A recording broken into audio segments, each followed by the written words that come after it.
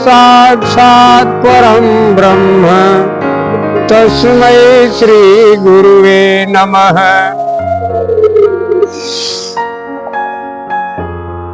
सद्गुरु शिष्य की आत्मा, शिष्य सद्गुरु की देह, लखा जो चाहे अलख को इन्हीं में लख ले।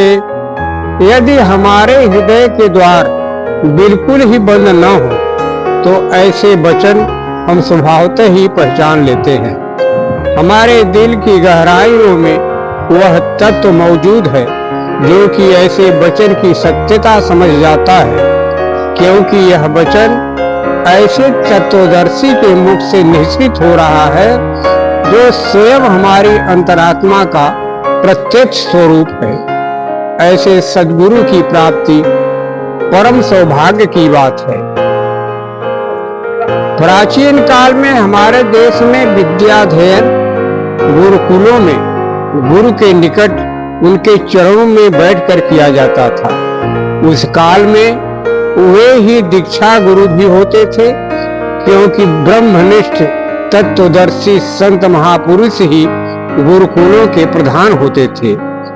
राम तथा कृष्ण ने भी इसी परंपरा में विद्याध्ययन किया था। गुरु शिष्य संबंध बड़ा विलक्षण और मधुर माना गया है।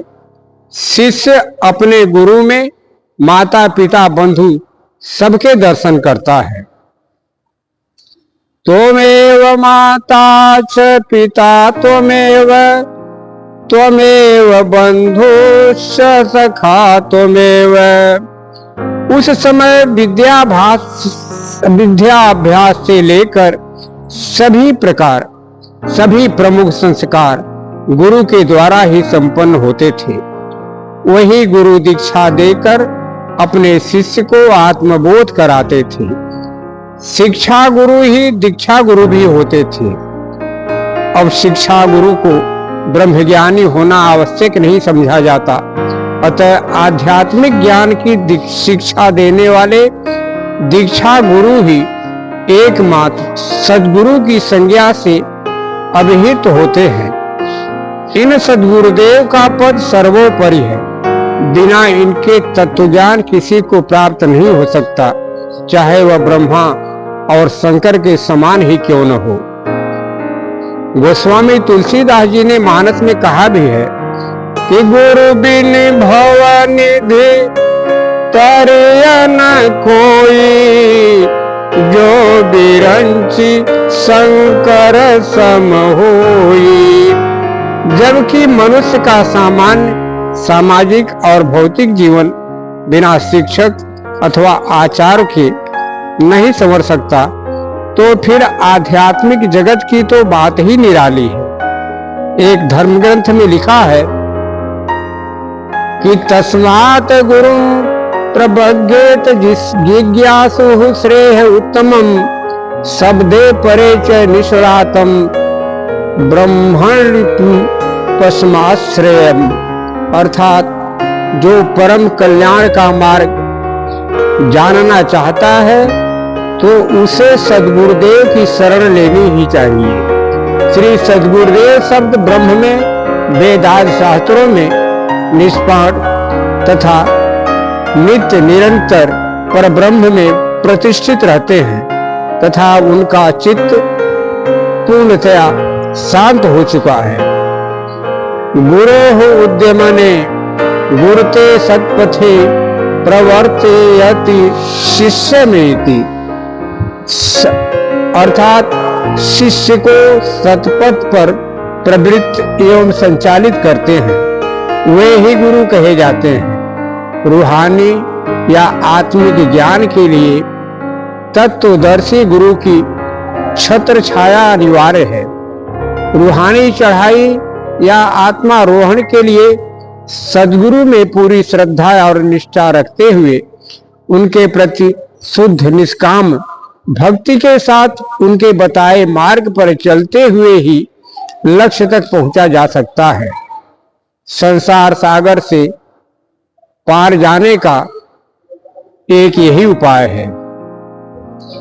सद्गुरु नाम जहाज है, चढ़े सो उतरे पार, जो श्रद्धा कर सेवते पार उतार नहार।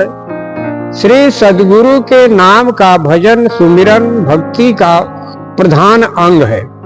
नियमित भजन सुमिरन करते करते भजन सुमिरन अखंड हो जाता है। वही अखंड सुमिरन सहज हो जाता है। सहजता में ही अपनापन होता है। अपनापन ही परम तत्व को जोड़ता है। भजन की सहजता में ही वास्तविक समर्पण भाव होता है। यही समर्पण भाव इष्ट सद्गुरु में मिला देता है। गीता में भगवान कृष्ण ने अर्जुन को उपदेश देते हुए कहा है कि तस्मात् सर्वेषु कालेषु मां नुस्मरयुध्य च मर्यार्पति मनो बुद्धिर्मामैश्वस्य संशयम्। हे अर्जुन, तू सदा मेरा स्मरण करता रहे तथा युद्ध जो तुम्हारा कर्म है उसे भी करता रहे। इस प्रकार मुझे अर्पण किए हुए मन बुद्धि से मुक्त हुआ तू निसंदेह मुझे ही प्राप्त होगा। श्री सद्गुरु के नाम के सुमिरन भजन ध्यान का इतना अभ्यास करना चाहिए कि रात दिन हर समय मन उनके ही ख्याल में डूबा रहे। अभ्यास दृढ़ हो जाने पर जीवन के हर कार्य व्यवहार का निर्वाह करते हुए भी भीतर सुमिरन चलता रहे। इससे सबसे बड़ा लाभ यह होता है कि जीवन के अंतिम क्षण भी सद्गुरु का ही ख्याल बना रहेगा। परिणाम स्वरूप उनके सानिध्य में शरीर त्यागने पर वे निश्चित अपने लोक में ले जाएंगे। आध्यात्मिक विद्या के सामने बुद्धि बल चतुराई सब तुच्छ है। इस परा विद्या का ज्ञान समय के पूर्ण गुरु या सद्गुरु के बिना समझ पाना असंभव है। सांसारिक विषयों में भी जबकि हर समय पर अच्छी से अच्छी पुस्तक उपलब्ध है, शिक्षक की आवश्यकता होती है, क्योंकि पुस्तक को समझने के लिए कुछ सूत्र होते हैं जिनकी जानकारी शिक्षक के मार्गदर्शन में ही हो पाती है। आध्यात्मिक विद्या में तो पुस्तकों की आवश्यकता ही नहीं है। पुस्तकें यदि संत महापुरुषों की वाणियों पर आधारित हैं तो उनसे सद्गुरु की शरण में जाने की प्रेरणा मिलती है। इसके अतिरिक्त उनसे और कुछ प्राप्त करना संभव नहीं है। यह तो गुप्त रहस्य की विद्या है। इसे गुह्य विद्या भी कहा जाता है। अतः इस विद्या की कुंजी तो एकमात्र समय के सद्गुरु के ही हाथ में होती है। आध्यात्मिक गुप्त रहस्यों का भेद बिना सद्गुरु के शरण में गए, बिना उनके द्वारा नाम तत्व प्राप्त किए संभव है ही नहीं। अतः सद्गुरु की आज्ञा मानते हुए पूर्ण समर्पित भाव से उनकी निष्काम सेवा करने से ही आंतरिक विद्या की कुंजी हाथ लगेगी। इसके अतिरिक्त अन्य कोई उपाय नहीं है। अतः सद्गुरु की शरण में जाना ही जन्म मरण से छुटकारा की एकमात्र युक्ति है। चल सद्गुरु की राह ज्ञान बुद्धि लाइए, कर साहिब से हेत परम पद पाइए। तत्व ज्ञान श्री सद्गुरु की छत्र छाया में ही मिलेगा। गुरु से प्रेम करके ही परम पद की प्राप्ति होती है। जब शिष्य अपना तन मन धन सर्वस्व सद्गुरु चरण में समर्पित कर देता है तो आराध्य सद्गुरुदेव भी उसे सभी आध्यात्मिक संपदाओं से भरपूर कर देते हैं।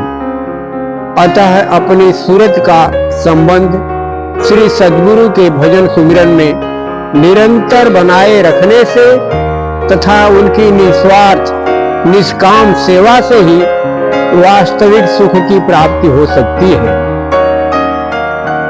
कितना भी कुशाग्र बुद्धि का व्यक्ति क्यों न हो, वह तब तक परा विद्या का ककहरा भी नहीं जान सकता जब तक कि वह समय के सद्गुरु के शरण में जाकर उनकी कृपा न प्राप्त कर ले। सद्गुरु के नाम के सतत सुमिरन में ही आत्मिक विकास का रहस्य भरा हुआ है।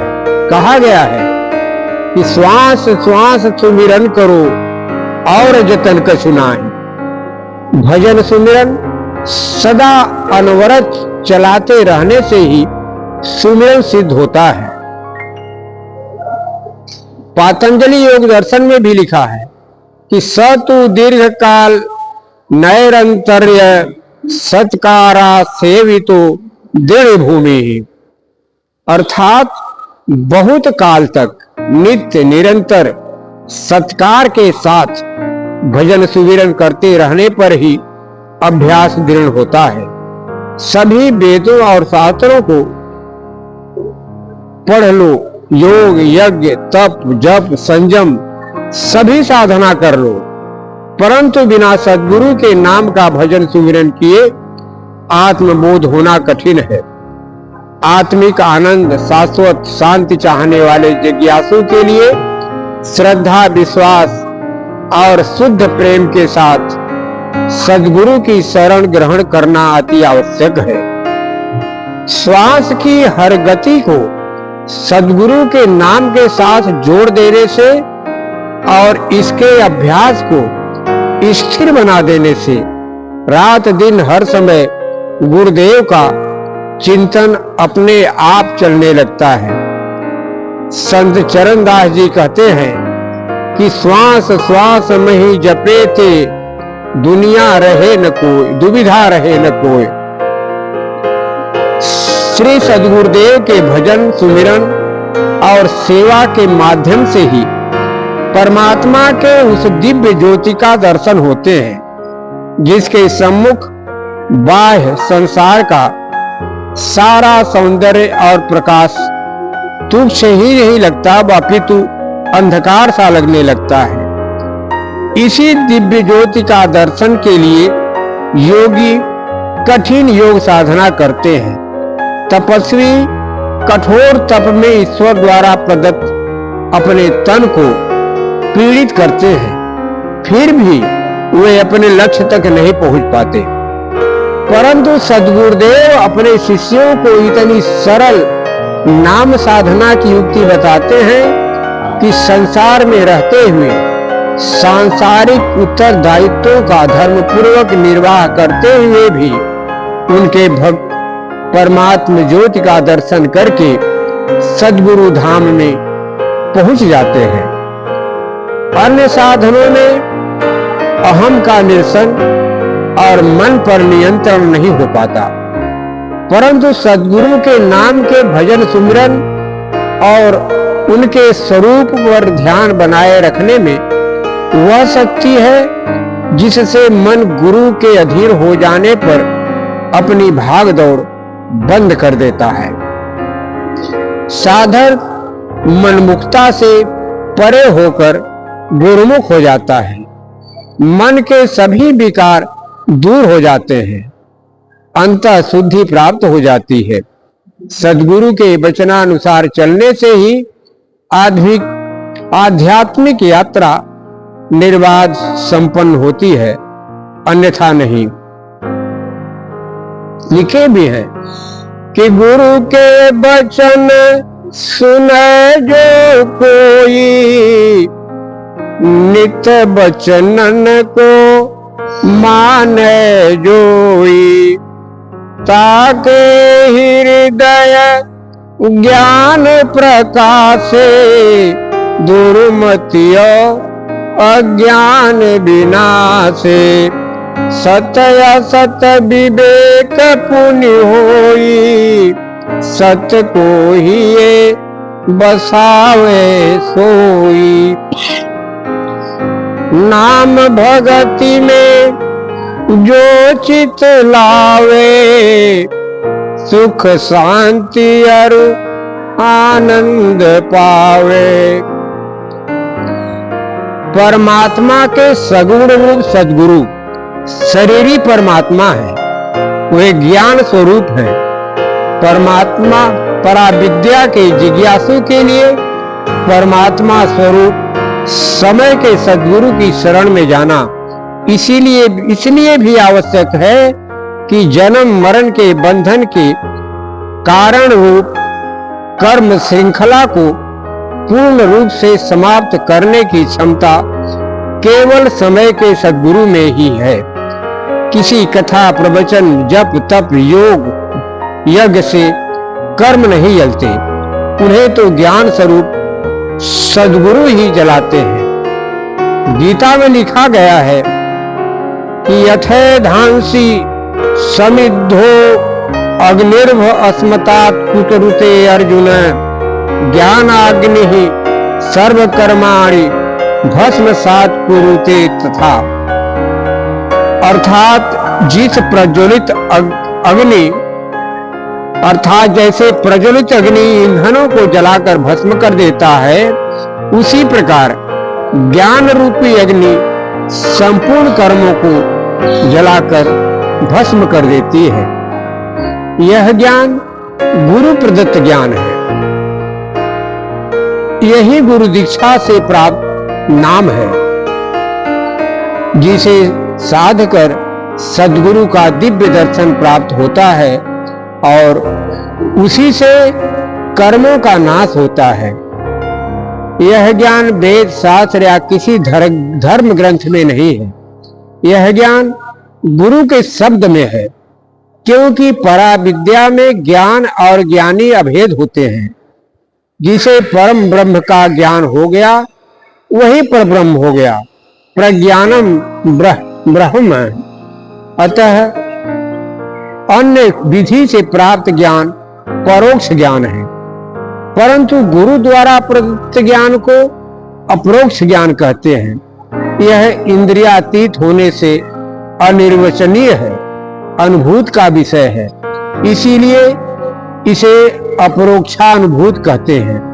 यह पढ़ा नहीं जाता, सुना नहीं जाता, अंतर चक्षुओं से दर्शनीय होता है। इसीलिए तो कबीर साहब ने कहा है कि जग कहता कागज की लेखी, कबीरा कहता आँख न देखी। क्योंकि वह ज्ञान कागज की लेखी हो ही नहीं सकती। कागज में अक्षर है और वह तो निरक्षर है, कागज पर कैसे आएगा।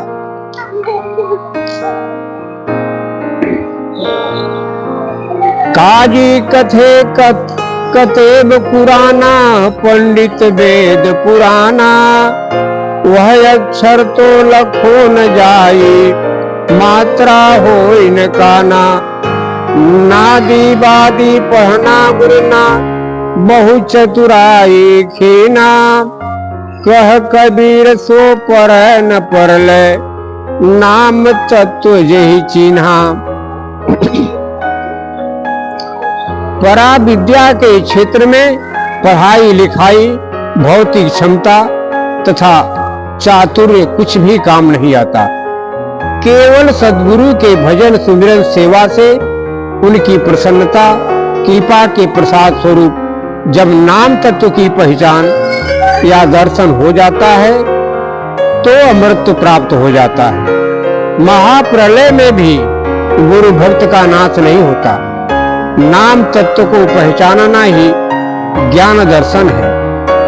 सद्गुरु की देह भी ज्ञान स्वरूप है, अतः उनके श्रीमुख से निकले वचन से ही नहीं, उनके दिव्य तन से भी ज्ञान धारा प्रवाहित होती रहती है। उनका हर कार्य व्यवहार आत्मज्ञान की ज्योति से प्रकाशित रहता है। इसी को भक्ति भाव से देखना, ग्रहण करना ज्ञान का प्रत्यक्ष दर्शन है। श्री सद्गुरुदेव महाराज के मुखार बिंदु से हर वक्त सत्संग रूपी ज्ञान अमृत की वर्षा होती रहती है तथा उनके मनोहर रूप से ज्ञान रश्मियां निकला करती है। इनके सुनने और देखने से अर्थात गुरु का दर्शन करने से मन निर्मल हो जाता है। आंतरिक शुद्धि के कारण साधक निर्विकार हो जाता है तथा कर्मों का नाश रहता है। पिछले कर्म भी धीरे धीरे दग्ध हो जाते हैं। आध्यात्मिक ज्ञान सुदृढ़ होता चला जाता है। साधक दैवी संपदाओं या संत आचरण से युक्त होता है। इस प्रकार उसका बाह्याभ्यंतर सब कुछ पवित्र बन जाता है। गुरु चरणों में सर्वथा समर्पण के कारण सांसारिक प्रपंचों के भार से मुक्त होकर हल्का महसूस करने लगता है। सद्गुरु के सानिध्य, उनके सत्संग, उनके दर्शन से तथा सबसे बढ़कर उनकी कृपा से उसके लिए सभी आध्यात्मिक रहस्य खुलने लगते हैं। प्रेम की परावस्था, जिसे प्रेमा भक्ति कहते हैं, प्राप्त कर लेने पर वह सदा सदा के लिए सद्गुरुदेव से अभेद स्थिति प्राप्त कर लेता है। उन्हीं में ही विलीन हो जाता है, उन्हीं का रूप हो जाता है। सद्गुरु उसे अपना स्वरूप बना लेते हैं। कहा गया है कि कीट न जाने भृंग को कर ले आप समान। परम पिता परमात्मा की असीम कृपा से ही संत सद्गुरु प्राप्त होते हैं। सद्गुरु की ही कृपा परमात्मा की कृपा है। सद्गुरु को प्राप्त कर उनके भजन सुमिरन सेवा से ही भक्ति हाथ लगती है, जो सभी पापों का विनाशक है। जब द्रवे दीन दयाल राघव साधु संगति पाइए, जे ही दरस परस समगादि पाप राशि नसाइए। जीव जब संसार में कर्म भोगते भोगते व्याकुल हो जाता है और सांसारिक बंधनों से छुटकारा पाने की तीव्र लालसा उसके हृदय में पैदा होती है, तो उसके भीतर से यह करुण पुकार उठती है कि हे मालिक, अब मैं जन्म मरण के चक्र में घूमते घूमते अतिशय दुख झेल चुका हूं। मैं थक गया हूं, असहाय हो चुका हूं। आप तो दया सागर हैं, मुझ पर कृपा करके इस भव बारिश से पार करें। जीव की पर करुण पुकार यदि किसी घटना विशेष की प्रतिक्रिया न होकर वास्तविक है, तो प्रभु उस पुकार पर अवश्य द्रवित होकर तुरंत उसे उबारने के लिए आ ही जाते हैं। स्वामी विवेकानंद जी ने कहा है कि ज्यों ही आत्मा की धर्म पिपासा प्रबल होती है, त्यों ही धर्म शक्ति संचारक पुरुष को उस आत्मा की सहायता के लिए आना ही चाहिए, और वे आते भी हैं। धर्म शक्ति संचारक पुरुष अन्य कोई नहीं, स्वयं नर रूप में परमात्मा सद्गुरुदेव ही हैं।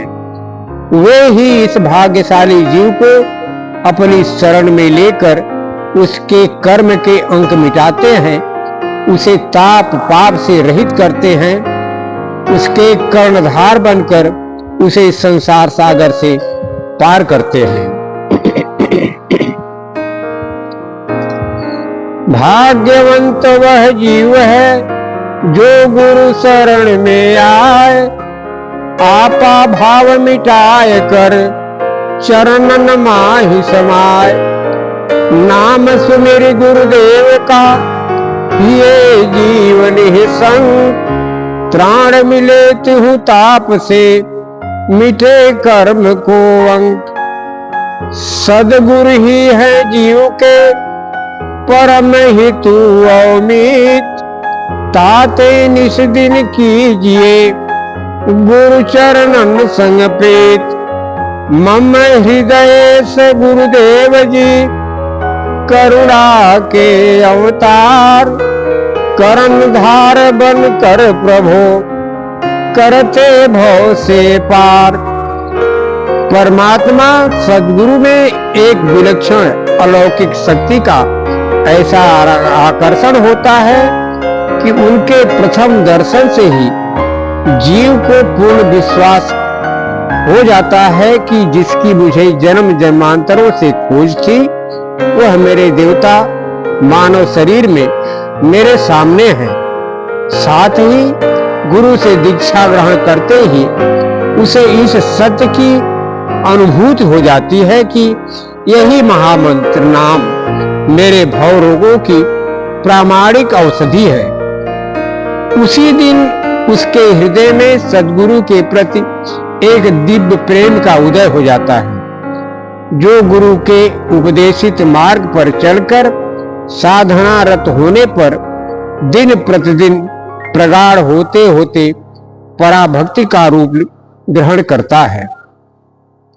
श्री सद्गुरु की दीक्षा द्वारा साधक के अंतःकरण में नाम रूपी बीज भजन सुमिरन सेवा रूपी जल से सिंचित होकर तत्काल अंकुरित हो जाता है तथा फूलने फलने के लिए समय समय पर सद्गुरु की सत्संग रूपी अमृत रस की प्राप्ति होती रहती है। एक न एक दिन प्रभु मिलन रूपी इसका सुफल अवश्य मिलता है। सुमिरन मार्ग सहज का सद्गुरु दिया बताए, श्वास श्वास सुमिरन करो एक दिन मिली है आए। सद्गुरु के नाम का श्वास श्वास के साथ प्रेम श्रद्धा और सावधानी के साथ जप होता रहे तो एक न एक दिन हृदय के भीतर दर्शन अवश्य होगा। नाम का जप और रूप का ध्यान दोनों साथ साथ चलना ही सच्चा भजन सच्चा सुमिरन है। परंतु यदि नाम का जप होता रहे तथा रूप का स्पष्ट ध्यान न हो तो घबराइए नहीं। घबराने की या निराश होने की आवश्यकता नहीं है। नाम की पुकार अंतःकरण से होती रहेगी तो नामी को भी अभी नहीं कभी आना ही आना है। साधना पथ पर चलते रहिए, सद्गुरु का सहाय अवश्य मिलता रहेगा। जब यही पंथ चले मन लाई, तव हरि काहे न हो ही सहाई। श्री सद्गुरु महाराज ही भक्ति तत्व के ज्ञाता है। जो भक्त प्रेम श्रद्धा के साथ भजन सुमिरन सेवा पूजा ध्यान किया करता है उसे अपनी भक्ति का अधिकारी बना देते हैं तथा भक्त मालिक के शरण में जाकर उनकी कृपा की शीतल छाया में रहकर अपनी सभी लौकिक पारलौकिक कामनाओं को पूरा करके शाश्वत सुख की प्राप्ति कर लेता है। बिना सद्गुरु की शरण ग्रहण किए अन्य किसी भी साधना से जीव का कल्याण नहीं हो सकता। ज्ञान धान जप जोग अरु पढ़िए वेद पुराण, बिन गुरु भक्ति जीव का कबहु न हो कल्याण। श्री सद्गुरु महाराज की भक्ति प्राप्त करने के लिए श्रद्धा और प्रेम के साथ निश्चल निष्काम सेवा ही सर्वोत्तम साधन है। उनकी हर आज्ञा का संशय रहित होकर अक्षरशः पालन करना, उनकी अमृत वाणी का सप्रेम श्रवण करना, उनके निर्देशानुसार आचरण और व्यवहार बनाना ही वह उपाय है जिससे सद्गुरुदेव की कृपा प्राप्त होती है और उनके प्रति प्रेम उत्तरोत्तर प्रगाढ़ होता जाता है। गुरु भक्ति से ही आध्यात्मिक संपदा प्राप्त होती है और मानव जीवन का उद्देश्य पूरा होता है। इसीलिए संत महापुरुष यही शिक्षा देते हैं कि हे भाई, यदि तू भगवत भक्ति चाहता है तो हमारी यह सीख अवश्य मान ले कि तू भक्तों के प्रति प्रभु के उपकार में कार्यों को हृदय में धारण कर तथा जाकर तत्वदर्शी सद्गुरु की सेवा कर, जिन्होंने अपना आपा चेत दिया है या जिन्होंने आत्म साक्षात्कार कर लिया है। मन मेरे मानहि सीख मेरी, जो तै चाहती भगति हरि केरी। और आ नहीं रघुपति कृत जेते, से वही तेजे अपन पहुंचे ते। श्री सद्गुरु का दिया हुआ नाम ही तारक मंत्र है। यही ब्रह्म मंत्र या महामंत्र है, यही मंत्र राज है। यह सभी सुखों की खान है, सभी कामनाओं को पूरा करने वाला है। आदिकाल से लेकर अब तक सभी संत महात्माओं ने इसी मंत्र के सहारे इस अगाध संसार सागर को सहज ही पार किया है। सद्गुरु द्वारा प्रदत्त इस नाम को हर श्वास से जपते हुए इष्ट के रूप का ध्यान माथे पर करने का विधान है। धर्म ग्रंथों में इसी स्थान को जहां इष्ट के रूप का ध्यान किया जाता है काशी भी कहा गया है। रामचरित मानस में गोस्वामी जी लिखे हैं कि मुक्ति जन्म में ही जान ज्ञान, खान अज्ञान कर, जह बस शंभु भवानी, सो काशी से ये कसन। भगवान शंकर ने स्वयं इसी काशी का सेवन किया है तथा इसी काशी में स्थित होकर मंत्र के द्वारा उपदेश देकर जीवों को काशी में मुक्ति प्रदान करने का अधिकार प्राप्त किया है। महामंत्र जेहि जपत महेशो, काशी मुक्ति हेतु उपदेशु। यहाँ भी काशी भौतिक काशी न होकर जहाँ सद्गुरु के स्वरूप का ध्यान होता है वही काशी या त्रिकुटी से मतलब है।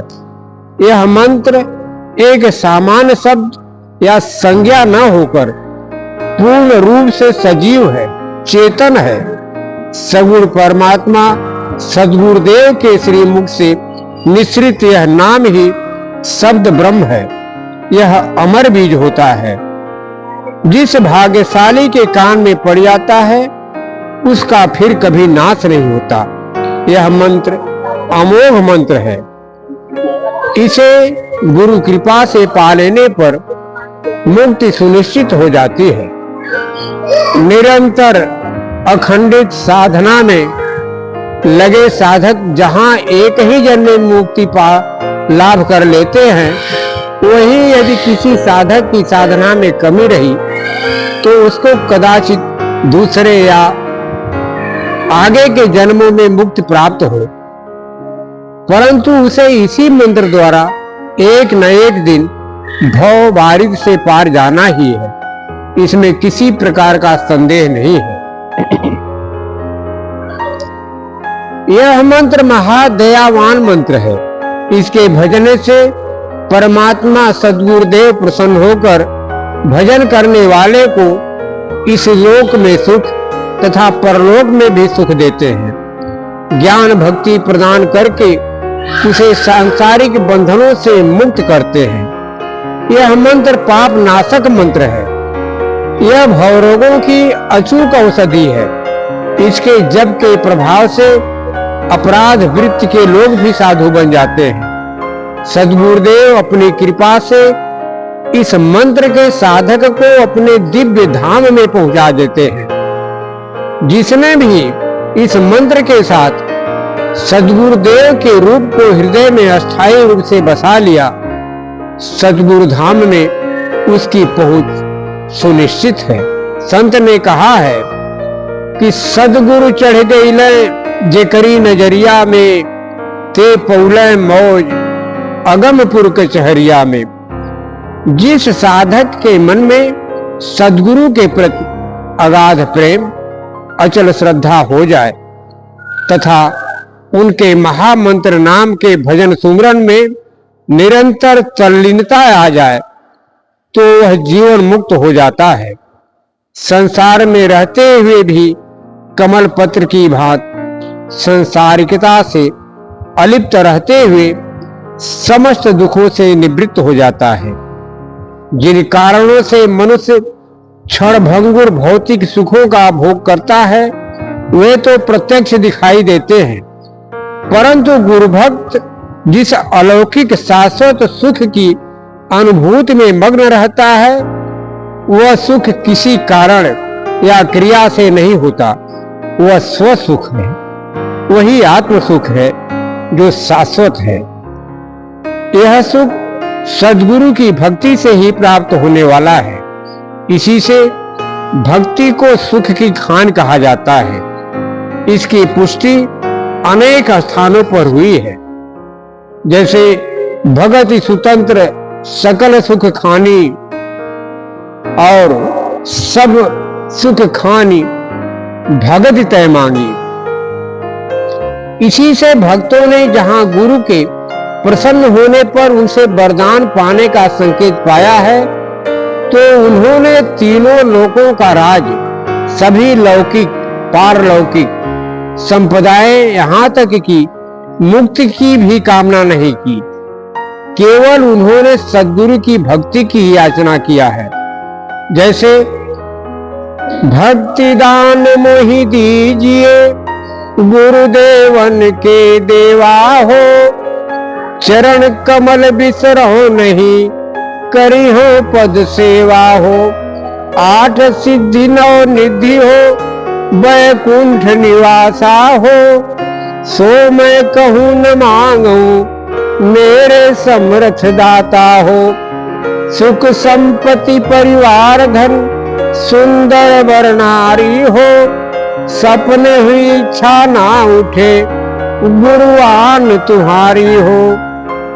सच्चे नाम साधक को गुरु की भक्ति, उनकी सेवा, भजन सुमिरन ही संसार की सर्वश्रेष्ठ संपदा है। इसमें उन्हें जिस दिव्य आनंद की अनुभूति होती है, वैसा सुख वैसा आनंद अन्यत्र कहीं नहीं उपलब्ध हो सकता। गुरु की भक्ति के अतिरिक्त उनके हृदय में कोई कामना शेष नहीं रहती। गुरु भक्ति में जो सुख है, उसकी तुलना में सब सांसारिक सुख मिलकर भी नगण्य है। तब फिर भला गुरु भक्त अन्य भौतिक सुखों की ओर आंख उठा करके क्यों देखेगा?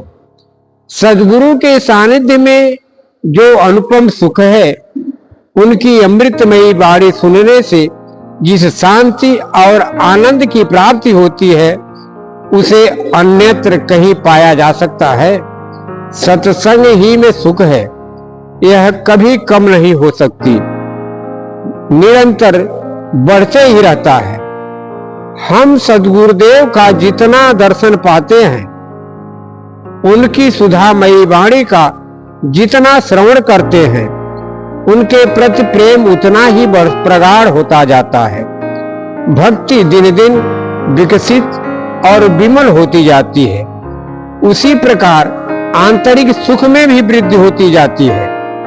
इस सुख में एक व्याकुलता भी होती है, वह भी सुखद दुखद नहीं, सुखद ही होती है। यह व्याकुलता इस बात की होती है कि यदि एक क्षण के लिए भी गुरुदेव का ध्यान छूट गया तो हृदय उद्विग्न हो जाता है। दर्शन पाने के लिए मन मचला करता है, कब दर्शन मिले इसकी आतुरता बनी रहती है। जब सद्गुरु के चरण कमल की ओर इस प्रकार का खिंचाव हो जाए तो प्रकाश की ओर दौड़ते हुए पतंग के समान मन की दशा हो जाती है। यह भी प्रभु की कृपा ही है। हृदय को सद्गुरु के चरण कमल की छत्र छाया के अतिरिक्त भक्त के लिए संसार का कोई भी सुंदर से सुंदर स्थान उजाड़ सा लगता है। उनकी सेवा के अतिरिक्त सभी भौतिक सुख पीड़ादायक लगने लगते हैं। सद्गुरु की शरण में प्राप्त होने वाले परम आनंद को छोड़कर कौन ऐसा नादान होगा जो पारसमणि को छोड़कर कौड़ियों से प्यार करेगा। साधक का मन हर समय गुरु के चरण कमल का भ्रमर बना रहता है। वास्तव में भक्ति का मार्ग, जैसा रामचरितमानस में कहा गया है कि सुलभ सुखद मार्ग यह भाई, आद्योपांत सुख से भरपूर है। साधना भी सुखमय है और परिणाम भी परम सुख ही है। जन्म मरण के बंधन से मुक्ति हेतु सद्गुरु शरण में जाना अनिवार्य है। इस मानव जीवन के परम लक्ष्य की प्राप्ति हेतु सद्गुरु की परम आवश्यकता है। जिस प्रकार मुक्तिदाता एकमेव सद्गुरु है, उसी प्रकार सद्गुरु द्वारा प्रदत्त महामंत्र नाम ही एकमेव मंत्र है, जिससे संसार सागर से पार पाया जा सकता है। मंत्र तो बहुत हैं, इन मंत्रों को सिद्ध करने के उद्देश्य भी अलग अलग हैं। सर्प काटने, बिच्छू के डंक मारने, रोगग्रस्त होने पर मंत्र से झाड़ फूंक करके कष्ट कम करने या जीवन रक्षा करने के बहुत से मंत्रों द्वारा उपचार के उदाहरण में हमें नित्य प्रति देखने को मिला करते हैं। इसके अतिरिक्त किसी को वश में करने, शत्रु को समाप्त करने, युद्ध में विजय प्राप्त करने, पद प्रतिष्ठा समृद्धि प्राप्त करने के भी मंत्र होते हैं, जिनको साधने से इच्छित फल की प्राप्ति हो जा सकती है। देवताओं को प्रसन्न करके उनसे वरदान प्राप्त करके भी मंत्र होते हैं, करने के भी मंत्र होते हैं। परंतु ये जितने भी मंत्र हैं, उनका एक ही उद्देश्य है और वह है सांसारिक सुख भोग की प्राप्ति या भोग मार्ग में आने वाली बाधाओं से छुटकारा। कुल मिलाकर इन मंत्रों की सिद्धि से सांसारिक बंधन छूटने की अपेक्षा और कसते जाते हैं। इनसे दुखों का क्षणिक निवारण भले हो जाए, सुख की जो शाश्वत स्थिति है उसका स्पर्श भी नहीं हो पाता। ये सभी मंत्र तंत्र सांसारिक मायाजाल में फंसाने वाले हैं। इस मायाजाल से छुटकारा दिलाने वाला एकमात्र सद्गुरु द्वारा प्रदत्त महामंत्र नाम ही है। अन्य मंत्रों की भांति इसे उच्चारित नहीं किया जा सकता, इसलिए इसे गुप्त मंत्र भी कहा जाता है। इस साधना को गुह्य साधना कहा जाता है। इसे श्वास से जपा जाता है और अभ्यास से दृढ़ हो जाने पर, सूरत द्वारा जपे जाने पर यह आत्मजप हो जाता है। अतः इस मंत्र का संबंध संसार या शरीर से न होकर सीधे आत्मा से ही है। इसीलिए इसके दयालु दाता भी परमात्मा के सगुण स्वरूप श्री सद्गुरु ही होते हैं, क्योंकि आत्मा का उद्धार परमात्म पद पर प्रतिष्ठित आत्मा द्वारा ही संभव है। महामंत्र नाम का अनुच्चरित श्वास या सूरत से जप और साथ ही इष्ट सद्गुरु के भ्रूमध्य में ध्यान की साधना ही गुप्त साधना है। इस साधना का संबंध सद्गुरु में अचल विश्वास और उनके प्रति हृदय में निर्मल निस्वार्थ प्रेम ही है। यही भक्ति योग है, यही राजयोग है, जिसके विषय में गीता में कहा गया है कि राज विद्या राजगुह्यम पवित्र नित्यमुत्तमम प्रत्यक्षावर्गम धर्म सुसुखम कर्तुमव्यम, अर्थात यह विज्ञान सहित ज्ञान सब विद्याओं का राजा, सब गोपनीयों का राजा, अति पवित्र अति उत्तम प्रत्यक्ष फल वाला, धर्मयुक्त, साधन करने में बड़ा सुगम और अविनाशी है, सुख देने वाला है। आत्मा उद्धार का साधन होने के कारण आत्मा से संबंध इस महामंत्र नाम के जप का फल भी आत्मिक होता है। जैसे आत्मा का विकास, आत्मारोहण तथा अंत में आत्म साक्षात्कार या सद्गुरु में विलय।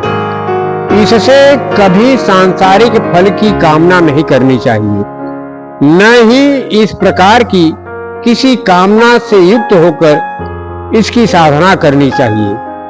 कभी कभी यह प्रश्न उठता है कि जब यह साधना जो पूर्ण रूप से एकांतिक है, इसका फल संसार से विरक्त है, तो यह भी संभव है कि इसके साधक को संसार में रहते हुए संसार के सुखों से वंचित रहकर कष्टप्रद जीवन बिताना पड़े। ऐसा सोचना नितांत भ्रम है।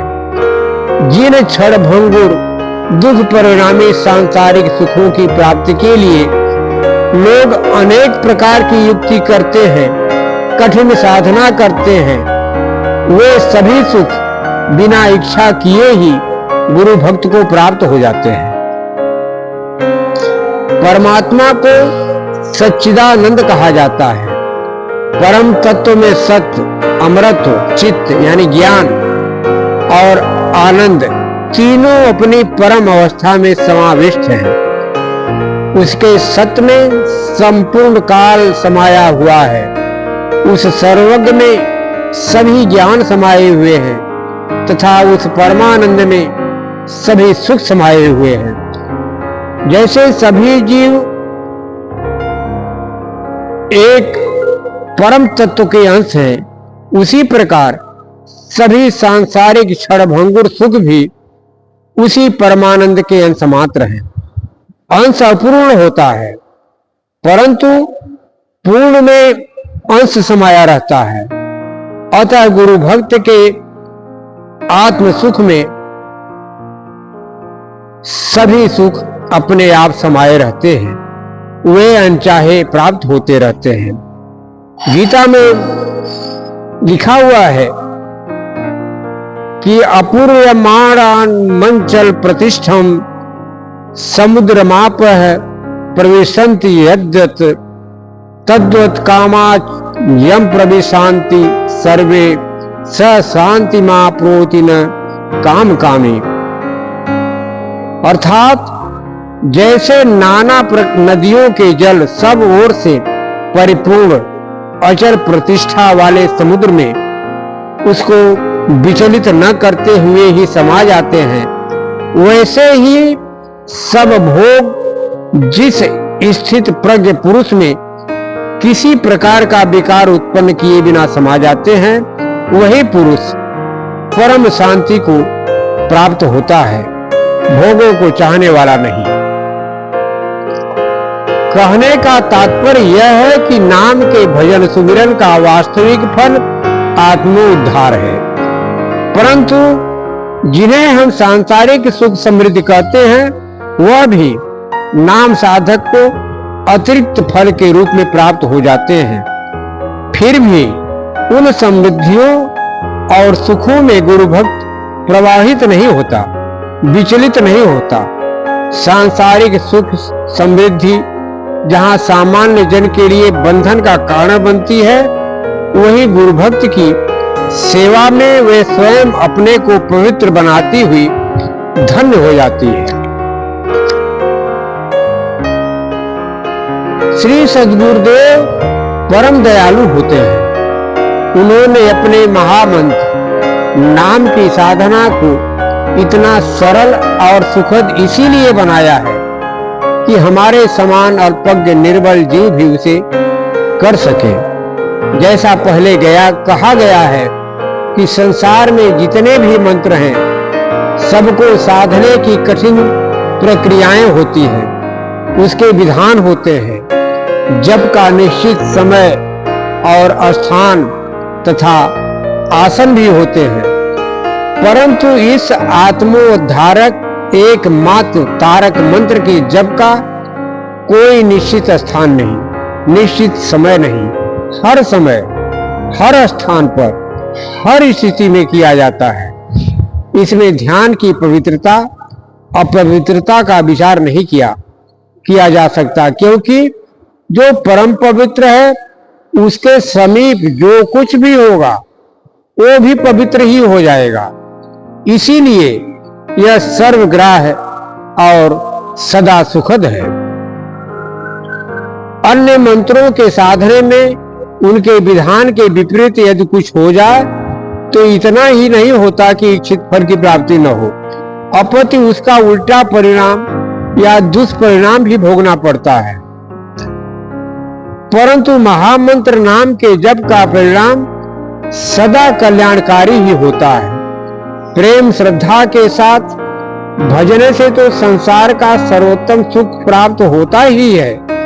यदि कुभाव आलस्य या अनख के साथ भी यह जप होता रहे तो कभी भी इसका दुष्परिणाम नहीं प्राप्त होता, उसमें भी साधक का कल्याण ही होता है। कहा गया है कि भाव कुभाव अनख आलस हो, नाम जपत मंगल दिश दस हो। भक्ति सभी सुखों का भंडार है, इसमें किसी प्रकार के कष्ट की कल्पना करना ही व्यर्थ है। किसी संत ने कहा है कि भरपूर सुखों से केवल है भक्ति, यही भवतारण की एक युक्ति। मन की सारी चतुराई को निकालकर श्रद्धा भाव से सद्गुरु से प्रीत करने तथा उनके नाम का सुमिरन करते रहने से, उनकी सेवा पूजा करने से साधक और सद्गुरु के बीच प्रीत की डोर जुटी रहती है। वास्तव में एक प्रकार से गुरु और शिष्य के बीच सखी भाव का नाता बन जाता है। जैसे श्री कृष्ण भगवान के साथ जब तक राधिका जी का मिलन नहीं हो जाता तब तक सखी के काम को पूरा होना नहीं कहा जा सकता। ठीक उसी प्रकार जब तक शिष्य का गुरु से आंतरिक मिलन नहीं हो जाता, शिष्य का काम अधूरा रहता है। शिष्य की साधना और उसकी सेवा से प्रसन्न होकर सद्गुरु द्रवित हो जाते हैं और शिष्य के हृदय में विराजमान हो जाते हैं, या शिष्य अपने हृदय में गुरु की मूर्ति को हृदय में बसा लेता है। जब गुरुदेव शिष्य के आत्मारोहण की क्रिया में सदा उसके साथ रहते हुए उसे अपने धाम में ले जाते हैं, उसे अपना रूप बना लेते हैं, तब शिष्य की साधना पूरी हुई मान लेना चाहिए। अब शिष्य भी गुरुत्व धारण करके गुरु हो जाता है। अपने गुरु की दया को स्मरण करके स्वयं श्री सद्गुरुदेव कहते हैं कि मेरे श्री सद्गुरुदेव परमात्मा के सगुण अवतार हैं। उनके त्याग, वैराग और उनकी कृपा ही हमारी जिंदगी है। मेरा जो कुछ है उनका है। उनके बिना क्षण भर भी नहीं रहा जा सकता। उनके साथ रहने से उनका भजन, सुमिरन, सेवा में जो आनंद प्राप्त होता है, उनके वचनामृत से मन में जो निर्मलता प्राप्त होती है, जैसी आत्म जागृति होती है, वैसा अन्यत्र कहां हो सकता है। अब तो उन्हीं में मन इस प्रकार रंग गया है कि लाली मेरे लाल की जित देखूं तित लाल, लाली देखन मैं चली मैं भी हो गई लाल। मेरे पूर्व जन्मों के पुण्य उदय होने पर तथा संत महापुरुषों के आशीर्वाद से ही मुझे अपने सद्गुरुदेव की कृपा प्राप्त हुई है, जिससे मुझे वह सुख प्राप्त हो रहा है जिसका वर्णन करने में जिह्वा असमर्थ है। इसी सुख को प्राप्त करने की इच्छा हर संत ने किया है।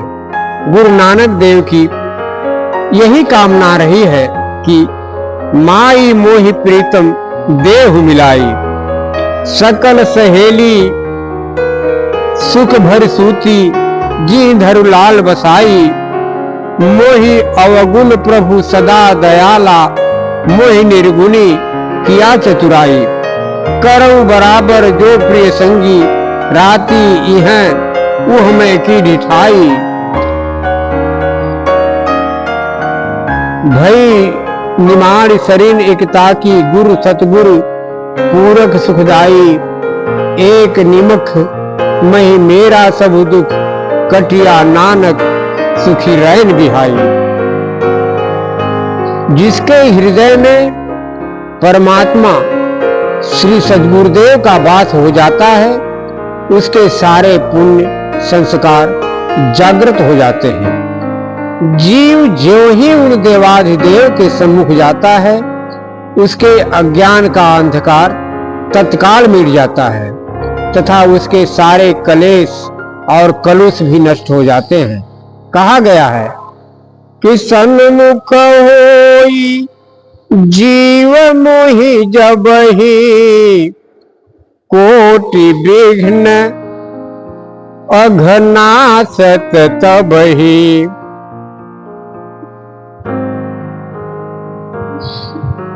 करोड़ों विघ्न सब नाश हो जाते हैं।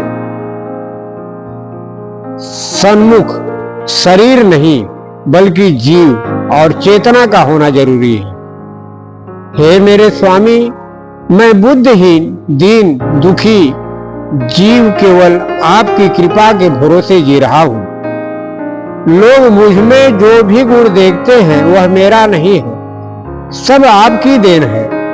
जिस पर आपकी कृपा होगी समाज में वही बुद्धिमान गुणवान गिना जाने लगेगा। सदा सुहागन की भांति अपने प्रीतम आप में अनुरक्त हो जाना आपकी कृपा का ही फल है। मैं आपके ऐसे प्रेमी भक्त से बराबरी करने योग्य नहीं हूं, क्योंकि ऐसा करना मेरी धृष्टता होगी। इतना अवश्य है कि आपका भरोसा छोड़कर मेरा कोई अन्य आश्रय नहीं है। हर समय आपकी कृपा प्राप्त हो, इसकी कामना के साथ आपका सुमिरन सेवा जो बन पड़ता है करता रहता हूं। यही प्रार्थना है कि हे मेरे परमेश्वर, परम सुखदाता सद्गुरु महाराज, आप अपनी कृपा की सुधा वृष्टि अवश्य करते रहें। मैं तो अब स्त्री रूप आपकी दासन दासी हूं। मुझे केवल आपका एकमात्र सहारा है। स्त्री कैसी भी हो, बिना पति की शोभा नहीं पाती। अब तो मेरे सुहाग को बनाए रखने की लाज आपके हाथ है। जैसे स्त्री को पति की आवश्यकता है, हे सद्गुरुदेव, जीव को आपकी आवश्यकता है। आपने मेरे ऊपर कृपा करके अपने चरणों में स्थान देकर मुझे भजन सुमिरन सेवा योग बनाया। मैं उपकृत हुआ। आपके अनुग्रह से मुझे ऐसी बुद्धि मिली कि मैं सदा आपके दर्शन के लिए लालायित रहूं। एक क्षण के लिए भी आपके ध्यान न छूटे, इसी में मेरा कल्याण है। यह तन छूट जाए, परंतु आप एक पल के लिए भी मुझसे दूर न हो। आप सागर हैं, उसमें मैं एक मछली सा हूं। इससे निकलते ही मेरे प्राण छूट जाएंगे। सूखती फसल पर जैसे वर्षा का जल पड़ते ही लहलहा उठती है, उसी प्रकार आपके दर्शन से मन प्रफुल्लित हो उठता हूं। हे मेरे जीवनदाता प्रभु, आपके बिछोड़ने पर आपके परम प्रिय भक्तों का जीवन कैसे पार होगा। आप सर्वव्यापी हैं, सर्वसमर्थ हैं। आपने किसे किसे इस संसार सागर से नहीं पार उतारा है। हम पर कृपा करें। गुरु नानक देव की वाणी है, हरि कह भजनी कौन कौन न तारे। खगतन मनितन मृगतन बाराहतन सधु संग उधारे। देवकुल दैतकुल जख किन्नर नर सागर उतरे पारे।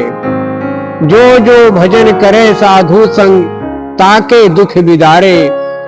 काम क्रोध महा विखिया रस इनसे भय किनारे। दीन दयाल जपहि करुणा में नानक सब बलिहारे। गुरु नानक देव के ही शब्दों में कि हे हरि, हे मेरे मालिक, आपसे यही विनती है कि मेरा मन निरंतर आपके भजन सुमिरन सेवा में ही लगा रहे। आपकी मोहनी मूर्ति को देखकर मेरा मन मोह गया है। आप मुझ में अपने भजन और सेवा का पंख लगाकर अपने साथ उड़ाते हुए रहिए, यही अभिलाषा है। खोजते खोजते आपकी कृपा से मुझे यही उपाय सूझा है कि गुरु सेवा ही जीव कल्याण का एकमात्र उपाय है। आप मुझ पर ऐसा अनुग्रह करें कि मैं नाम के अमृत रस का जी भर पान करता रहूं। मैं अब आपकी शरण में त्राहि त्राहि करके गिर पड़ा हूं। आप मुझे उठा लें। आप इस अधम को अपना दास बनाकर अपना लें। मेरे मन हरि के चरण खींचे। दरस पियास मोरे मन मोहियो। हरि पंख लगाई मिलिए। खोजत खोजत मार्ग पाइयो। साधु सेवा करी जय। धारी अनुग्रह स्वामी मेरे नाम महारस पीजय। त्राहि त्राहि कर शरणी आए। जलतो कृपा कीजय। करु गहिले उदास अपने। कौ नानक अपनों कीजय। बिना गुरु का नाम जपे अज्ञान का अंधकार नहीं मिटता, कलेश निवृत्त नहीं होती, सुख नहीं प्राप्त हो सकता। इसलिए हे मन, तू निरंतर सद्गुरु की महिमा का गान कर। बिना गुरु कृपा के कोई काम नहीं बनेगा। अतः सदा गुरु के चरणों को पकड़े रहना चाहिए, एक क्षण के लिए भी न छूटने पाए। गुरु की कृपा से ही सभी बाधाएं दूर होती हैं। अतः दिन रात गुरु के ध्यान में मग्न रहना चाहिए। सभी वेदों और शास्त्रों ने कहा है कि सगुण परमात्मा सद्गुरुदेव ही यम फांस को काटने में समर्थ हैं। वे सर्वशक्तिमान जिस पर प्रसन्न हो जाते हैं, उसे क्षण मात्र में उस परम पद पर प्रतिष्ठित कर देते हैं, जिसके लिए देवता भी तरसते रहते हैं। अतः हे मन, इस बात को स्वीकार कर निरंतर सद्गुरु भजन में तल्लीन रहे। गुरु के गुण कर तू गान मनुआ, बिन गुरु दया काज नहीं सरी है, रहु पद लिपटाए मनुआ। गुरु के मेहर कहर सब मेटे, रखु निस दिन गुरु ध्यान मनुआ। गुरु ब्रह्म रूप जस फांस कटी है, शास्त्र वेद बतलान मनुआ। छिन में गुरु बाहि पद दई है, देवन रहत थकान मनुआ। गुरु को अहनिस भज संपूर्ण एति, बात ले मान मनुआ।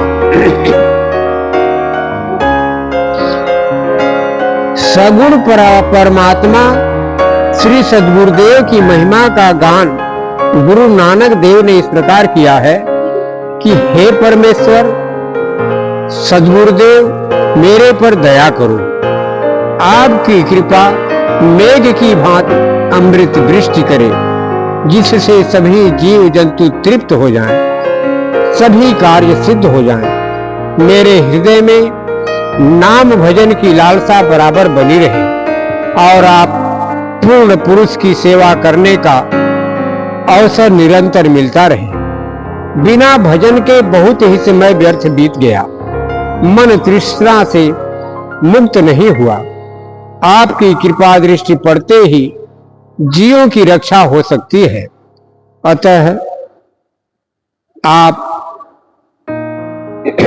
अतः सदा आपका ही गुणगान करना चाहिए। हम कुछ भी करने में समर्थ नहीं है, जो है या होगा आप ही सब कुछ करने वाले हैं। आपके भक्त ही आपके प्रताप को समझ सकते हैं।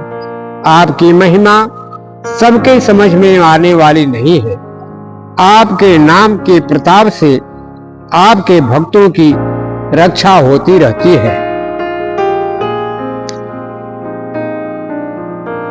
परमेश्वर हुआ दयालु, मेघ बरसे अमृत धार, सगले जीव जंत त्रिपाता से, कारज आए पूरे राशि। सदा सदा मन नाम संभाली, गुरु पूरे की सेवा पाया। काल गवाया करते आपी, सदा सदा मन तिसनो जापी। दृष्टि धारि राखे सभी जंत, गुण गावहु नित नित भगवंत। एको करता आपे आप, हरि के भगत जानहि प्रताप। नावे की पैज रखता आया, नानक बोले तिसका बोलाया। संसार के सुखों से छुटकारा पाने के लिए, भव बारिश पार करने के लिए यदि किसी एक तत्व की आवश्यकता है तो वह तत्व सद्गुरु है। इसे सभी संत महापुरुषों तथा धर्म ग्रंथों ने एक मत होकर स्वीकार किया है। गुरुपद की सर्वोच्चता को इन शब्दों में व्यक्त किया गया है।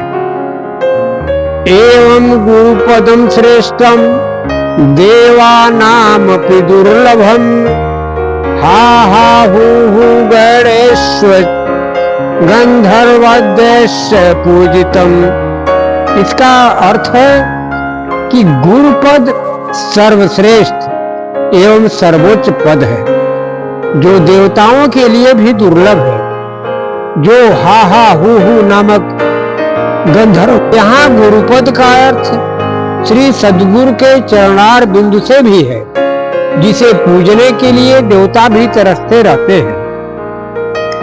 वह इसलिए कि सद्गुरु की कृपा से ही ब्रह्म विद्या का उपदेश पाकर स्वरूप बोध एवं मुक्त संभव है, तथा इस कृपा की प्राप्ति के लिए चरणों की पूजा ही प्रथम अभीष्ट है।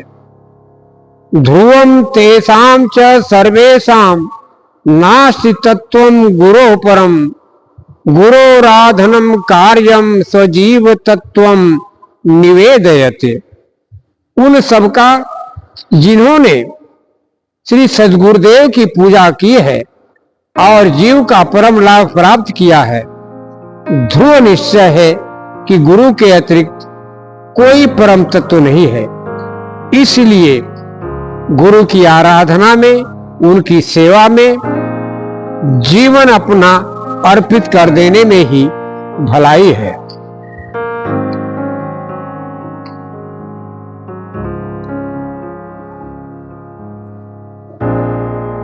गुरु भक्त्रे अस्थिता विद्या गुरु भक्त्या चा लभ्यते त्रैलोक्ये यस्फुट भक्तारो देवाद्यसुर पन्नगाह।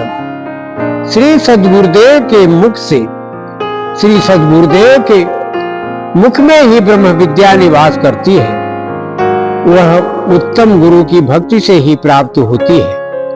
त्रैलोक में देव असुर पन्नग जितने भी दूसरे उपदेशक हैं, वह सभी सद्गुरु के समान नहीं है। ब्रह्म विद्या ही परम श्रेष्ठ विद्या है, जो जीव के समस्त अज्ञानांधकार को दूर कर परम अलौकित करती है।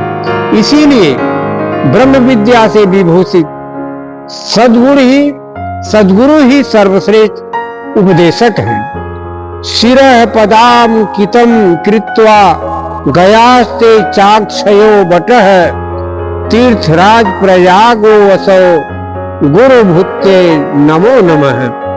श्री सद्गुरुदेव भगवान के श्री चरणों को श्रद्धा पूर्वक अपने मस्तक पर धारण करना चाहिए, क्योंकि वही श्रद्धा तीर्थ गया है, वही अक्षय वट है, जिसकी छाया में शिष्य अक्षर तत्व का बोध प्राप्त कर स्वयं अक्षय हो जाता है। वही प्रत्येक त्रिपुटी का संगम स्थल या परमाधिष्ठान तीर्थराज प्रयाग है। ऐसा गुरु मूर्ति को बार बार प्रणाम है।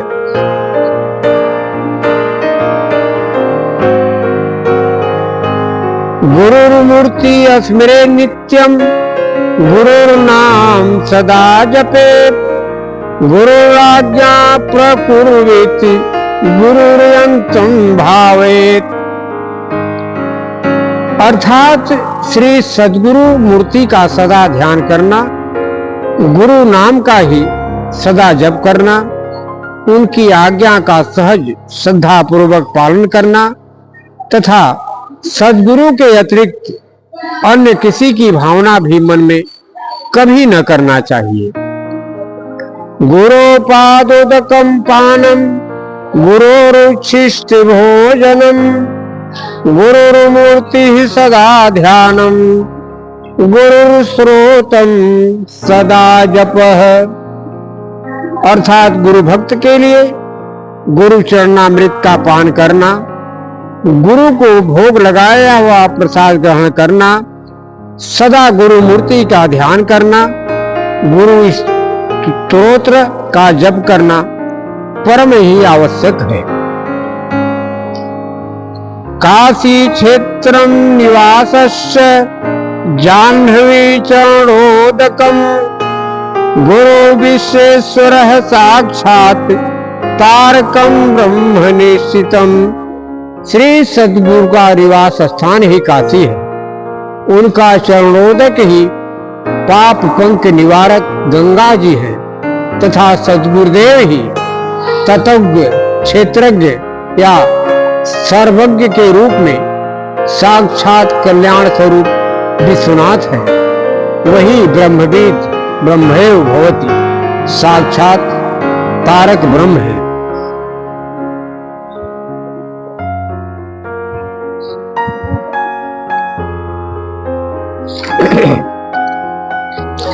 भजन में भक्त लोग, श्रद्धाजन लोग, संत लोग हमेशा यह भजन गाते हैं कि सद्गुरु स्वामी जी संत मोरे सच्चा जीवन कहे की आधार आप बाटा दृग बुंद पनिया से धोई बे चरनिया नैनन के चैन करार आप बाट। संसार सागर के मझधार में भी नैया, खेवैया किनारे आप बाट।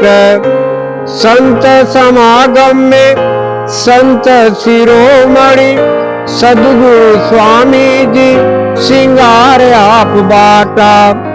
काशी के वासी निवासी, गढ़वा घाट तीर्थ में तीर्थ अपार आप बाटा। तृप्ति भजन तर्पण से हो जाता, हर क्षण जिया के उद्गार आप बाटा। दुखिया के औषधि भजन सद्गुरु के, जोगी के मौज बहार आप बाटा। सेवक के श्रद्धा और सेवा के बस में, सद्गुरु स्वामी जी एतबार आप बाटा। सत सत नमन करूं पावन चरण के, दर्शन के सच्चा दरबार आप बाटा। मांगिला हमहु हिया में मेरे बस जा, दिन बंधु नित्य अवतार आप बाटा। आपके अर्पण हो जीवन समर्पण, अटल इरादा सरकार आप बाटा। हम ही बालक अबोध अज्ञानी, माता पिता हमारे आप बाटा। देव दनुज पक्षी और पखेरू, सबके ही आके संचार आप बाटा। यही जे जितना चाही जे जितना उतना मिल जाई, साधन सुलभ मुक्ति द्वार आप बाटे। ईश्वर की अहेत की कृपा से मनुष्य को 84 लाख योनियों में सर्वश्रेष्ठ मानव शरीर प्राप्त हुआ है। यह नर्तन बड़े भाग्य से प्राप्त हुआ है। रामचरितमानस में कहा गया है कि कबहुक करि करुणा नर देहि, देत ईश बिन हेत सनेही।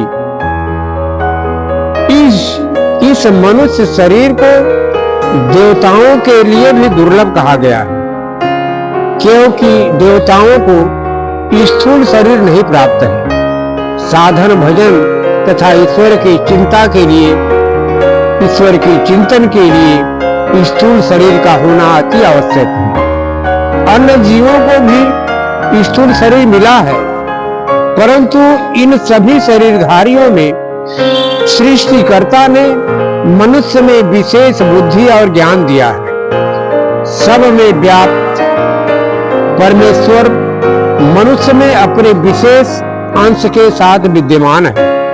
यही नहीं, मानव देह की रचना कुछ इस प्रकार हुई है कि उसमें सभी ब्रह्मांडों या आध्यात्मिक मंडलों की सूक्ष्म रूप से स्थिति है या उनका अक्ष है। अतः यह नरदेह एक प्रकार से सृष्टि का सारांश है। इसीलिए इसे सभी साधनों से युक्त मोक्ष का द्वार कहा गया है। रामचरितमानस में भगवान राम ने स्वयं कहा है कि बड़े भाग मानुष तन पावा, सुर दुर्लभ सदग्रंथन गावा। साधन धाम मोक्ष कर द्वारा, पाई न जेहि परलोक सवारा। सो परत्र दुख पावई, सिर धुनि धुनि पछताई। काल ही कर्म ही ईश्वर ही, मिथ्या दोष लगाई। यदि इस मानव तन की प्राप्ति के बाद भी मनुष्य ने अपने लक्ष्य की प्राप्ति नहीं किया, आत्म साक्षात्कार या जीवन मरण से मुक्ति का प्रयत्न नहीं किया, अपने परमार्थ को नहीं साध लिया तो उसका यह मनुष्य जीवन का अमूल्य अवसर व्यर्थ चला गया। अब उसे पश्चाताप के अतिरिक्त कुछ नहीं मिलेगा। उसका ईश्वर, कर्म और काल पर मिथ्या दोष मरना व्यर्थ है। परमेश्वर प्राप्ति के साधन धाम इस नर शरीर के रहते रहते मनुष्य अपने परम लक्ष्य को प्राप्त कर ले, तभी उसका मानव तन धारण करना सार्थक है, अन्यथा नहीं। सभी मनुष्यों को यह मानव तन प्राप्त है, परंतु अज्ञानवश मनुष्य ने उसे साधन धाम न बनाकर सांसारिक भोगों का उपकरण मात्र बना लिया। इसीलिए उसे यह तन मोक्ष का द्वार न होकर जन्म मरण के चक्र में घुमाने का कारण रूप हो जाता है। अतः मनुष्य तन प्राप्त करने पर भी मनुष्य के लिए आवश्यक है कि वह कुछ ऐसा उपाय सोचे और करे जिससे इस दुर्लभ मानव देह द्वारा उसका उद्धार हो सके तथा वह अपने परम लक्ष्य परमात्मा की प्राप्ति कर ले। यह तभी संभव है जब स्वयं संसार सागर से पार माया से अतीत नरदेह में परमात्मा श्री सद्गुरुदेव की शरण उसे प्राप्त हो जाए। इसीलिए गुरु प्राप्त करना ही मनुष्य का अभिष्ट होना चाहिए। इसीलिए कहा गया है कि अब की पासा ना पड़ा तो फिर 84 जाओ। संसार में जितने भी बहुमूल्य पदार्थ हैं, मानव अपने स्वभावानुसार उसको प्राप्त कर लेना चाहता है, लेकिन सभी इच्छित वस्तुएं उसे प्राप्त हो जाएं तो भी उसे न तो संतोष प्राप्त होगा न शांति, क्योंकि ये सभी क्षणभंगुर भोग्य पदार्थ अंत तक उसके साथ रहने वाले नहीं हैं और कुछ भी मरणोपरांत मरने के बाद साथ नहीं जाता। एक ही वस्तु ऐसी है जो अंत तक साथ देती है और मरने पर भी साथ नहीं छोड़ती है, वह है गुरु कृपा। यही मनुष्य का यथेष्ट अभिष्ट है।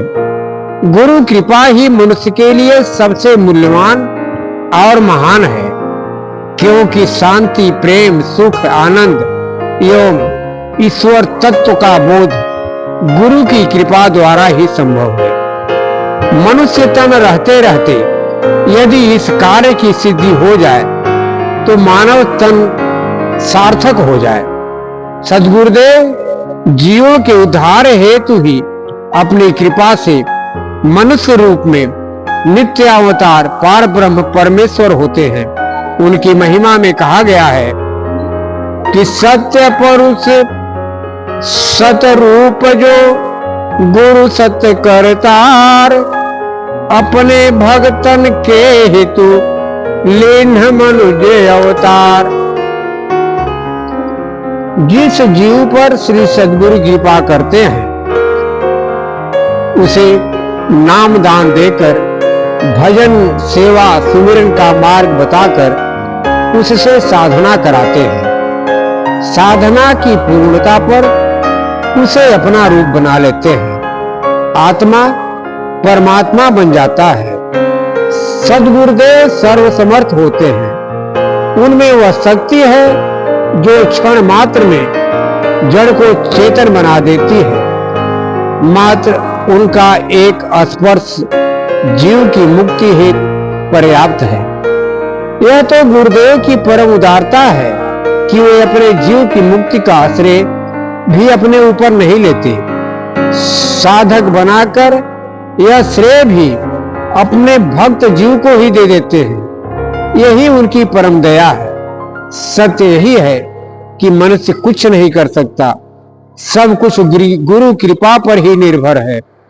परम पूज्य स्वामी जी ने इस भजन में यही दर्शाया है कि कब से करत पुकार हरि, जाचक हो प्रभु तू दानी हो, तोरे चरण पर माथा परी, देहु दया कर भक्ति आपनी, कमल चरण मेरे माथा पर हरी। दुख मिटावे द्वंद्व छुड़ावे, नाथ चरण रज जिकरे पर परी। तुम्हारी कृपा से जे उपरल प्रभु, आपन कर्तव्य कछु न करी। दासन दास खाक सार शरणागत, तुम ही मेरे एक हरि, कब से करत पुकार हरि। नित्यावतार पार ब्रह्म परमेश्वर ही गुरु है। वे ही भक्तों के इष्ट होते हैं। सभी देवताओं की संवेद शक्ति से भी वे अधिक शक्ति संपन्न हैं। उनमें पूर्ण परमात्मा शक्ति और सामर्थ्य है। उनकी वंदना में कहा गया है कि गुरु ब्रह्मा गुरु विष्णु गुरुदेव महेश्वर, गुरु साक्षात पर ब्रह्म, तस्मै श्री गुरुवे नमः। संतों ने जगत में गुरु को ही सर्वश्रेष्ठ माना है। गुरु भक्तों के एकमात्र हितैषी हैं। वे सब कुछ करने वाले हैं। बिना उनकी कृपा के कुछ भी नहीं होने वाला है। गुरु के अतिरिक्त किसी और पर भरोसा करने वाला व्यक्ति गुरु के अतिरिक्त किसी और पर भरोसा करने वाला भक्ति प्रदान प्राप्त नहीं कर पाता। गुरु है सब कुछ जगत में, गुरु से सब कुछ होए। गुरु बिन और जो जान ही, भक्ति न पावे सोए। गुरु की कृपा प्राप्त करने का एकमात्र उपाय निश्चल, निर्मल और निष्काम भाव से तन मन धन तथा उनके चरणों में सर्वस्व अर्पित कर उनकी प्रेम पूर्वक सेवा ही है। इसीलिए यह संत वाणी है कि ज्ञान ध्यान अरु योग जप, गुरु सेवा सम नाहि। भक्ति मुक्ति और परम पद, सब गुरु सेवा माहि। गुरु की सेवा तभी संभव है जब मनुष्य उनका सानिध्य प्राप्त करे। गुरु को सद्ग्रंथों में पारस की उपमा दी गई है। उनके पावन स्पर्श से जड़ जीव चेतन हो जाता है, जैसे पारस के संपर्क से लोहा सोना हो जाता है। कहा गया है कि जो पारस के परस से लोहा कंचन हो, त्यों संतन के संग से जड़ से चेतन होए। पारस लोहा को सोना बना देता है, परंतु शर्त यह है कि दोनों में अभिन्न संबंध हो। यदि पारस और लोहे के मध्य कोई भी विजातीय पदार्थ रहेगा तो लोहे पर पारस का प्रभाव नहीं पड़ेगा। अतः उनके बीच किसी प्रकार का पर्दा नहीं होना चाहिए। ठीक उसी प्रकार मानव रूपी लोहा गुरु रूपी पारस के साथ जब तक अभिन्नता को नहीं प्राप्त होता, तब तक उसका जीवन स्वर्ण समान नहीं बन सकता। अतः शिष्य का गुरु के साथ अभिन्न संबंध होना अनिवार्य है। यह अभिन्न संबंध श्रद्धा, विश्वास एवं प्रेम का संबंध है, जो हर प्रकार से निश्चल, निर्मल और निष्काम हो।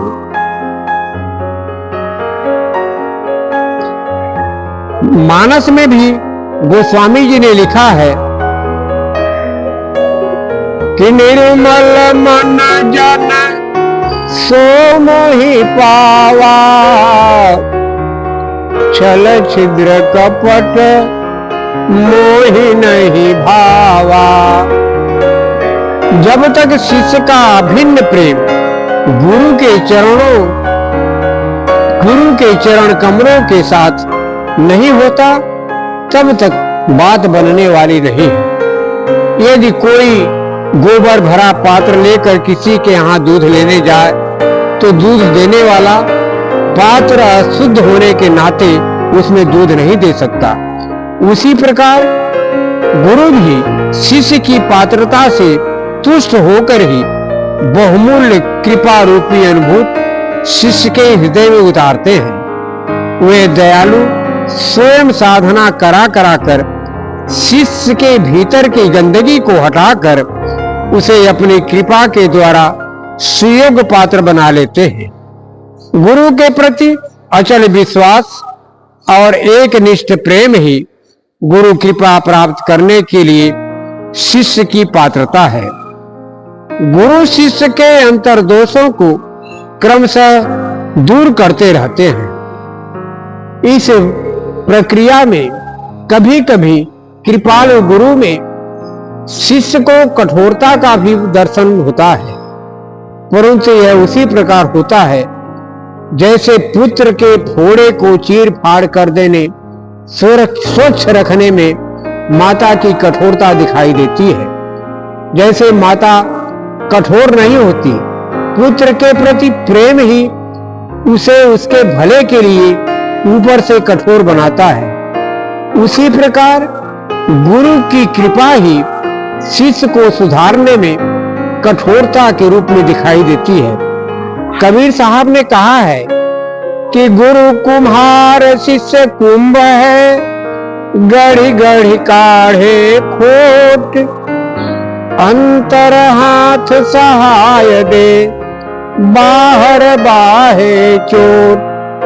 कुम्हार मिट्टी से घड़ा बनाता है तो बाहर से उसे ठोकता पीटता है, परंतु भीतर हाथ से सहारा देता रहता है कि कहीं घड़ा टूट न जाए, क्योंकि उसका उद्देश्य घड़े को सुंदर से सुंदर बनाना होता है। इसी प्रकार कभी कभी गुरु की ताड़ना शिष्य को सुधारने के लिए होती है, परंतु वे उस दशा में भी अपनी कृपा रूपी हाथ शिष्य के ऊपर रखे रहते हैं। इसीलिए गुरु भक्त के लिए गुरु की कृपा ही सार वस्तु है।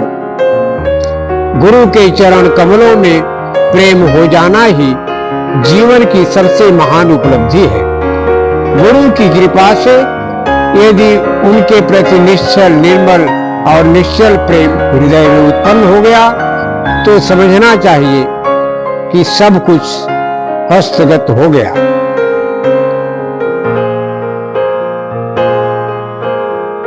सद्गुरुदेव की जीवों पर कृपा अनेक रूपों में प्रत्यक्ष प्रकट है। उन्होंने जीव के उद्धार हेतु साधन धाम मनुष्य का देव दुर्लभ शरीर दिया है। उसके उद्धार के लिए निर्गुण, निर्विकार, सर्वव्यापक होते हुए भी उसी की जात में या मनुष्य रूप में सगुण साकार बने, जो उसके लिए हर प्रकार से गाय हो।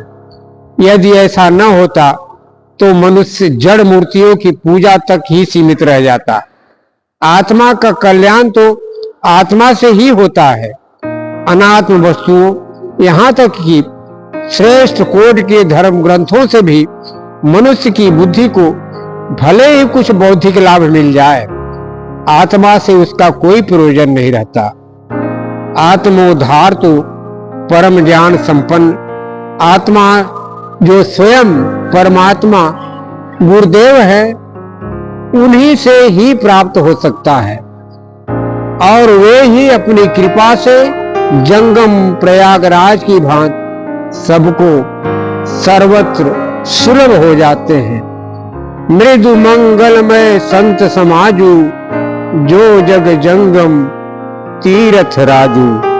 बोलिए जयकारा श्री सद्गुरु महाराज की जय, सच्चे सरकार की जय, सच्चे दरबार की जय। श्री परमहंस जी महाराज